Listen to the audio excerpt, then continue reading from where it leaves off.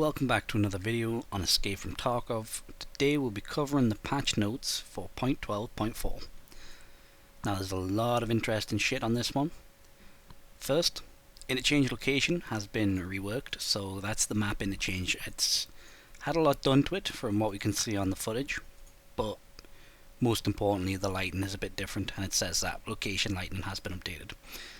There's new interactive objects, new location extracts, so the extracts are good. That prevents a lot of extract camping because when Interchange was one of the worst for it.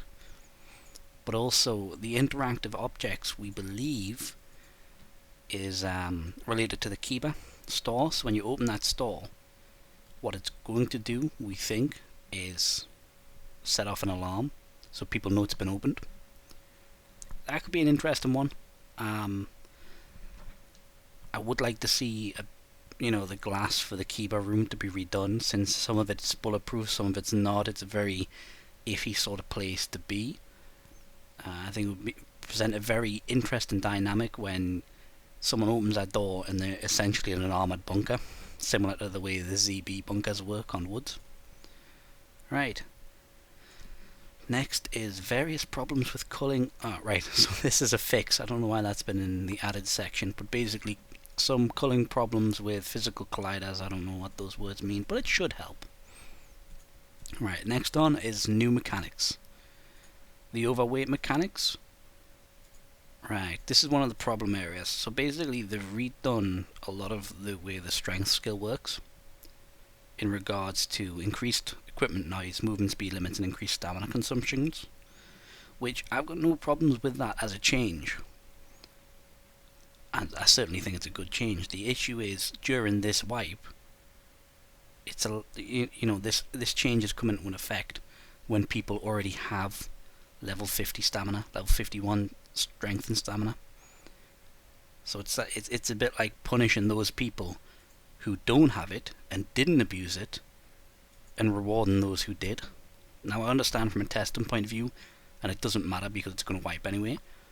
But at the moment, at this point in the playable state of the game, it has created a sort of, a divide between those who can play the game at its physical peak and those who cannot.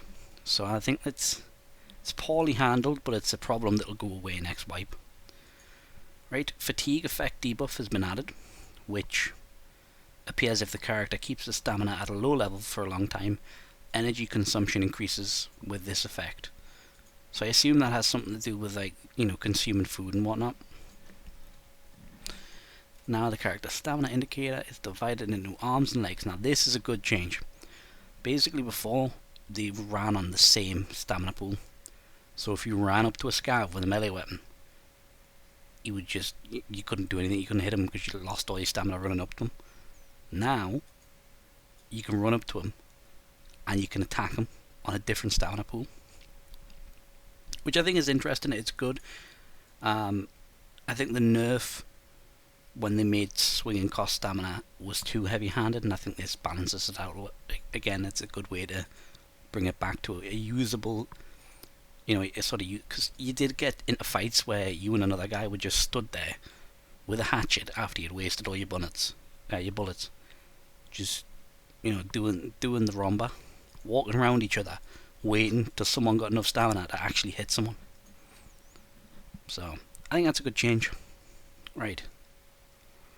Another good one is you'll have trade and flea market and inventory tabs at the bottom of the screen, which I think is going to be good. I think the main menu needs a lot of quality of life changes, and this is one that might sort of glaze over a lot of them for the time being. The next is 2 new hand grenades, and these two I think one of them is a flashbang or a smoke grenade and the other is a frag grenade, but they have very low cooking timers, so I think it's like 2 seconds, which is going to change the way the game's played quite a bit, especially room clearing, because the problem with room clearing before is basically you open the door, throw a grenade in, if you're lucky you can close the door, if not, chances are the guy just runs out at you. And that isn't the best situation, because the way the netcode is at the moment, he gets peek advantage. So even if you know what door he's coming out of, 9 times out of 10 in real life, You've got the drop on him. All you've got to do is shoot as soon as he comes in. Problem is, with this netcode, he can come out the door, look around, and spot you before you can spot him. Before he actually appears on your screen.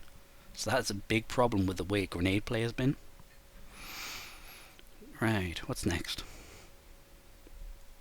The resolution of your screen is automatically determined. That's not important. New weapon mods. That's fantastic. Always love some more of them. Some new customization and equipment. Well, the new body armor and stuff's good. I'm not a massive fan of the I say not a massive fan. I'm just not bothered. You know what I mean? I don't care what my character looks like.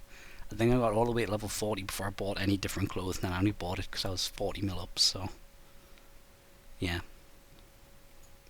But new body armor, tactical vest, that's good stuff. Backpacks, helmets, active headset. Does that mean new contacts? And one of the best additions, a new grenade case, which is fantastic. We've needed one of them for ages. Anything else? New barter loot, new trading items. We can see them on the Instagram. Some of them look interesting. New hideout crafting. So I think the hideout crafting is going to be expanded, which is good. And new quests with new outfit as rewards. Well, if it's anything like the last one, I probably just won't do it. And then there was insane. Then there was, alright, this is just blatant streamer bait quests. It's quests, you know what I mean? Anyway, let's look at the next picture. Right, next we have optimizations. What do we have under that? Minor lighting optimizations, decal optimizations, and various server stability optimizations.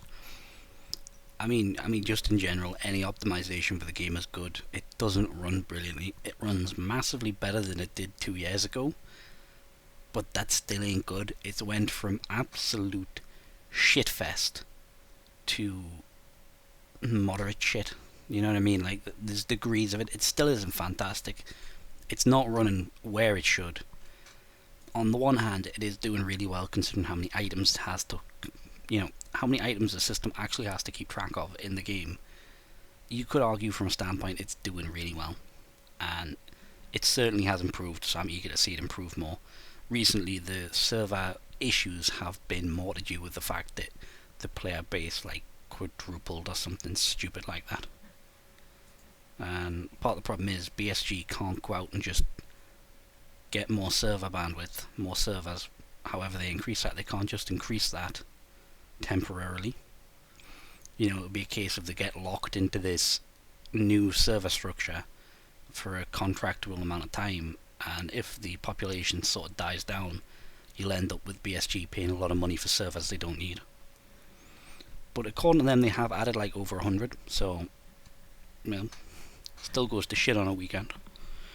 Right, next is bug fixes. So, fixed a bug in which the saving of the weapon presets all inventory trading operations could freeze. Can't really say I've experienced that one. Inventory displays on 2K never really affected me. If it's affected you and it's fixed, that's a good thing. AI corpses could disappear. Haven't seen that one either, but why not? Displaying notifications while receiving weapons from a scav box. Right, so this one was a pain in the ass. Basically, you'd receive a weapon from a scav. The scav box in your hideout. And instead of saying you received the AKM, it would be like, you received the AKM handguard, and the pistol grip, and the buttstock. It would list all the individual parts, which was fucking stupid. So, that's a massive improvement right there. Because you got a great big wall of text. And when you went to click on it to send the bout again, you ended up getting fucked over. So, I like that one. That's a good fix. Production timer not updated. When the generator ran out of fuel, that's, again, always good. Bug when it was impossible to enter hideout after transferring graphics cards from the Bitcoin. Ugh, nasty one. Context menu did not appear on items brought by the scav. Yeah, again, that's the same thing. Sometimes when I've had it when I've received something and it's been like, yeah, you received one gas tube. No, I didn't, because I went in my inventory and I saw where an AVS chest rig. You know what I mean? So that's a good fix. Fixed a bug when you with a pistol or melee weapon press the sprint button twice, the character runs in place. Yeah, that's a bit of a... No, that's a good one to fix. I've had that one before. It's a bit of a kick in the dick. Now you won't be kicked to the main menu after receiving established full error. That's good. It's a pain in the arse, that one. Right. Yeah, fixed hideout bug which allowed to appear in the window for transferring items from the first. I think that means when you like fucked it up and then you got into a raid and you all tabbed into your stash, you couldn't do anything. Hopefully that one's the one they fixed. Alright, next are just a couple of pop-ups. Flea market bought it, blah blah blah, and other various bug fixes and corrections. I don't know. Next, we've got changes to stimulant parameters. Debuffs become weaker. Yeah, I can see that as an improvement. I've never really used the stimulants. Hopefully, with them being weaker, they might become more expensive because people might be wanting them more. I don't know. Might be worth investing in some stimulants. See what happens. Drop a couple of mil. If they're tripling price, you're fantastic. If not, well, you've wasted nothing. Right, what we got next? The weight of various items has been adjusted. That really needed to happen. To be overweight to actually gain strength experience was some mental gymnastics which were just stupid. It might mean I have to do another guide for the strength, leveling that up. But we'll see. I'm assuming it means things like empty fuel cans against full fuel can, things like that. The flea market now available from 15 level PMC level 15 instead of 5. I understand what they're trying to do with that change. I just don't think it works. What they're trying to do with that is they're trying to gate the flea market behind a higher level PMC to try and stop scripters and botters from flooding the flea market and real world traders. I understand why it makes it harder for them to actually, why it makes it harder for the botters to actually do what they're doing. But I also don't think it's going to make much of a difference. The people, the top 10% of botters that really impact the economy that are going to do it are just going to go level to 15. It's not going to stop them. You would be better off just looking at the people who trade fleet, because I mean, you look at the amount of trading score, right? And there's just some people with trading score and trader reputation for the flea market. It's stupid. Like, I've played 400 hours this wipe at least. My trading score is like 11. So that's like what a normal person gets not playing the flea market. If you play the flea market for about 400, 500 hours, then if you've got like 100, 200 trader score, yeah, I could agree with you there. That's also another thing. One of the people I play with, his like way to combat this, and it's not going to work, but it would if everyone did it. It's one of those sort of things. Is just look at who you're buying from. When you look at someone's trader score, and it's in the 1200s, just don't buy from them. Even if they're the cheapest, buy the other guy that's like 12 or 13. That's if everyone did that, we'd have no botters. It's like we can be a part of the solution. But that's an ideal world situation. So yeah, I can see what they're trying to do with it. I just think it's not going to work. It's just going to make it. You're probably going to trim off the lazy 5% of botters at the bottom that are like, fuck this game, I can't be asked to get level 15.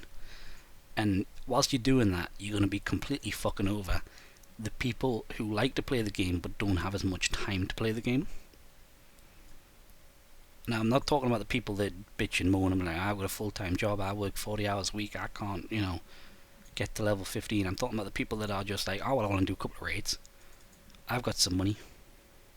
I suppose that is also a caveat, because I assume, don't quote me on this, the people who buy real world trading money for rubles to buy the stuff from the flea market, so they buy the rubles to use the rubles on the flea market at level 5 so they can use whatever gear they want.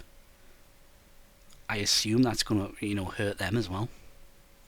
You know, these people that, complain the game's too time intensive, so they just go on to www.buyrubles.com, get a couple of million rubles, and just go to the flea market and buy their kits. It might affect them, because if they don't have a lot of time to play, they might not be the higher levels. So I don't know, maybe they've looked into it and saw, like, it's a bunch of level 11 a level 11 accounts. That's a mouthful. A bunch of low levels that are just like getting massive influx of rubles and then go and splurging it all on the flea market. Maybe that's what they're aiming at. That could be interesting. What else we got? Small real flex sites were downscaled. Aimpoint, Romeo, and Trigicon. They're good.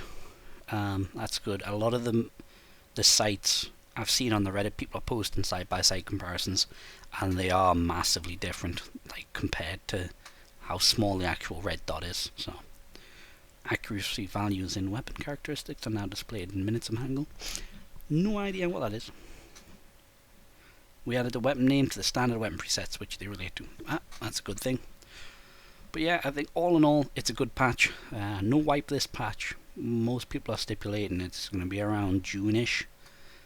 But hopefully they release Streets of Tarkov with that. Alright, that's all from me. I hope you've enjoyed this video. And comment down below what you think the reason for the level 15 PMC level change is. Do you reckon it's trying to get people to not be able to bot on the flea market, or people not to go real world trade for real world RWT for rubles and then buy all the stuff they need? Let me know. Thank you for watching. Have a good night.